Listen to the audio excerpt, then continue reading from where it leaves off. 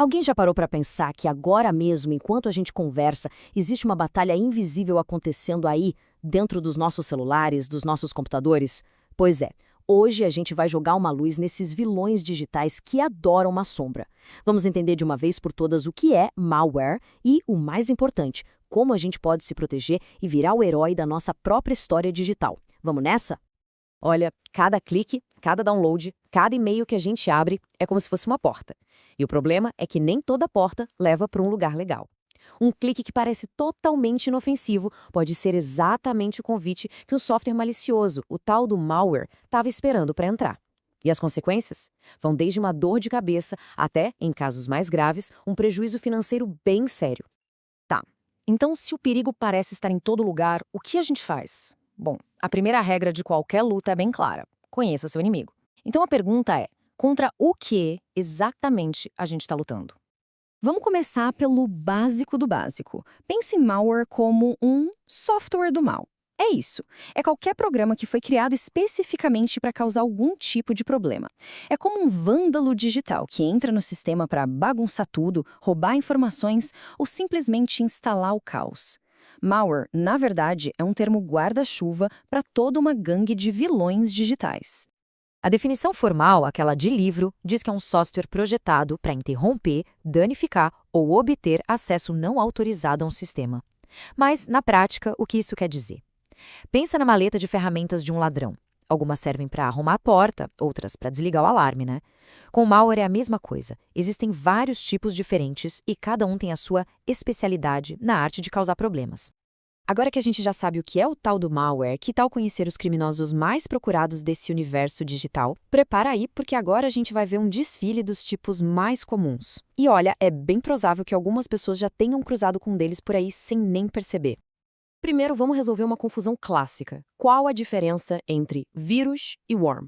Pensa no vírus como um parasita, um passageiro clandestino. Ele precisa de uma carona para se espalhar, se agarrando num arquivo, num programa. Lembra do famoso vírus I Love You? Ele viajava por e-mail. Já o worm é independente, ele não precisa de carona. Ele se replica e se espalha sozinho pelas redes, como uma praga mesmo, explorando as fraquezas dos sistemas. O Conficker foi um exemplo disso. E o cavalo de Troia? Todo mundo conhece a história, né? Aquele presente gigante que, na verdade, escondia soldados inimigos. O Trojan digital é exatamente a mesma coisa. Ele se disfarça de algo legal, um jogo grátis, um programa útil, qualquer coisa que faça a própria pessoa querer instalar. A grande arma dele é o engano. A pessoa abre as portas e o inimigo entra. E uma vez que esse presente de grego está dentro da fortaleza digital, o estrago pode ser enorme.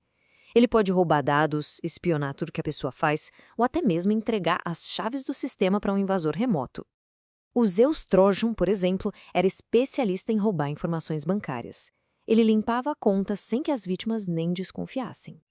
Agora, vamos falar de um dos mais assustadores da atualidade, o ransomware. Imagina só a cena: acordar um dia e descobrir que todos os seus arquivos, fotos de família, documentos de trabalho, tudo, trancado num cofre digital. E a única forma de ter a chave de volta é pagando um resgate para os criminosos, geralmente em criptomoedas. É um verdadeiro sequestro de dados. E olha, isso não é coisa de filme, não. O ataque WannaCry, lá em 2017, foi um verdadeiro pesadelo global. Ele paralisou hospitais, empresas, governos no mundo inteiro. Pensa no caos de um hospital sem acesso aos registros dos pacientes. O ransomware não é só sobre dinheiro, é sobre o poder de causar o caos e, em alguns casos, colocar vidas em risco. E aí, claro, tem os espiões silenciosos. O spyware é tipo um detetive particular que ninguém contratou, coletando informações secretamente. Os keyloggers são um tipo de spyware ainda mais específico, que gravam cada tecla digitada. E os rootkits? Esses são como fantasmas no sistema. Eles se escondem tão fundo que se tornam praticamente invisíveis. E ainda por cima abrem as portas para outros malwares entrarem sem serem detectados. Ufa, com tanto vilão digital por aí, com tantos truques e armadilhas, é normal a gente se sentir meio vulnerável, né? A pergunta que fica é: então, estamos indefesos? A resposta, felizmente, é um gigantesco não. Chega de falar dos problemas, agora é a hora da virada. Vamos falar sobre as nossas armas, o nosso superpoder, A defesa. Vamos conhecer o nosso arsenal de controles de segurança, que são as ferramentas e estratégias que a gente usa para lutar de volta. E qual é o segredo para uma defesa que realmente funciona? Não é ter uma única muralha, mas várias camadas de proteção. A segurança digital é como um castelo medieval bem protegido. Não tem só um muro alto. Tem o fosso, a ponte levadiça, os arqueiros nas torres. Cada camada dificulta a vida do invasor. A defesa em camadas é a nossa estratégia.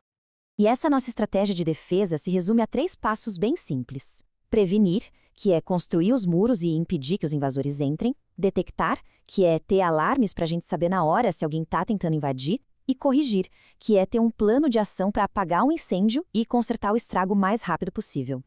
Os controles preventivos são a nossa primeira muralha. Os firewalls funcionam como os portões do castelo, controlando quem entra e quem sai. As políticas de senhas fortes são como as chaves desse castelo, difíceis de copiar. E o software antivírus? Esses são os guardas, sempre de prontidão, patrulhando e procurando qualquer atividade suspeita. Mas e se mesmo assim um invasor conseguir passar pela muralha? É aí que os nossos alarmes digitais entram em cena. Os controles de detecção são como sensores de movimento e câmeras de segurança.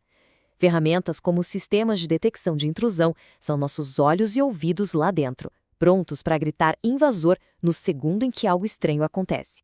Certo, mas e se o pior acontecer? O invasor entrar e causar um estrago? É hora de acionar a nossa equipe de resposta a emergências. Os controles corretivos são exatamente isso, o nosso plano de recuperação. O objetivo aqui é limitar o dano, consertar o que foi quebrado e, claro, expulsar o invasor e trancar a porta para ele não voltar mais. E qual é a nossa arma secreta de recuperação? A nossa carta na manga? Backups. Ter cópias de segurança regulares dos dados é como ter uma máquina do tempo digital. Se um ransomware sequestra os arquivos, a gente pode simplesmente voltar no tempo para um ponto antes do ataque.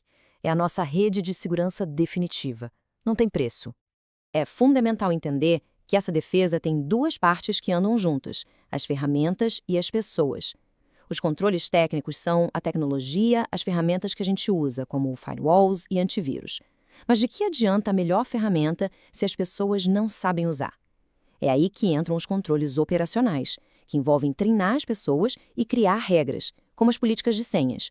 Uma defesa forte é sempre a soma de tecnologia com inteligência humana. E por falar em inteligência humana, a gente chega no ponto mais importante de toda essa conversa. É possível ter as melhores ferramentas, os sistemas mais caros do mundo, mas a primeira e mais poderosa linha de defesa não é um software. Somos nós, os seres humanos. E aqui estão 4 superpoderes que todo mundo tem. O poder da atualização, mantendo os programas sempre em dia. O poder da desconfiança, pensando 2, 3 vezes antes de clicar em links e anexos estranhos. O poder da criatividade, para criar senhas que sejam fortes e únicas. E, talvez o maior de todos, o poder do conhecimento, aprender a reconhecer os perigos. No final das contas, tudo isso se resume a uma verdade bem simples, que o material que a gente analisou resume perfeitamente.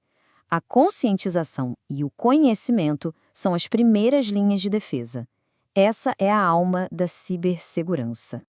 Então, da próxima vez que estiver navegando na internet, vale a pena lembrar disso. O firewall mais forte que existe não é um programa de computador, é uma pessoa bem informada. A segurança digital de verdade não começa na tecnologia, ela começa em cada um de nós. Começa com as nossas escolhas, com a nossa atenção e com a nossa vontade de aprender. A melhor defesa é e sempre será o conhecimento.